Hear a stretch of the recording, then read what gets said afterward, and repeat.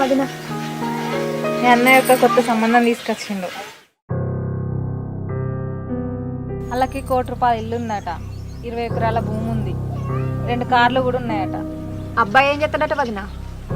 అబ్బాయి ఏం చేయకూడదు, మస్తు ఆస్తున్నది. అయినా ఏం చేస్తామని అడగలే మేము.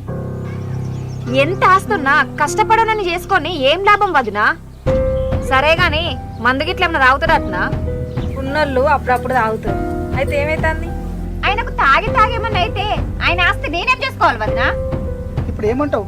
వాళ్ళని రమ్మన్నాను వద్దనన్నా? వద్దు, నేను మొన్న వచ్చిన అశోక్నే పెళ్లి చేసుకుంటా. ఆయనకు బతుకు మీద క్లారిటీ ఉంది.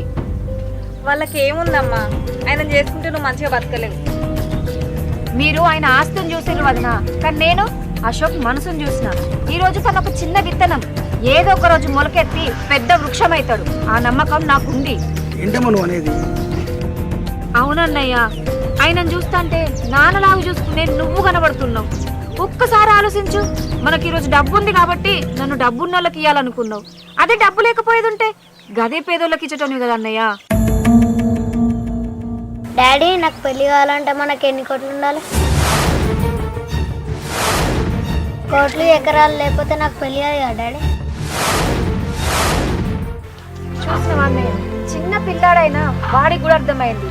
అశోక్ నేను చదువుకున్నోళ్ళం, కలిసి పని చేసుకొని మంచిగా బతుకుతాం, 10 మందిని బతికిస్తాం. ఏం చేద్దాం కానీ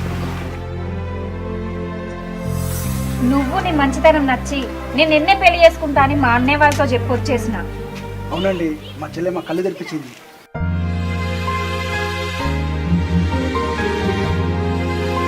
పెళ్ళికి కావాల్సింది అందం, ఆస్తి కాదు, నమ్మకము, గుణమని తెలుసుకున్నాము. నన్ను క్షమించండి, మీ ఇద్దరి పెళ్లి మేము చేస్తాం. మనన్న మనం క్షమపని ఎందుకు? నాకైతే సంతోషంగా ఉన్నది.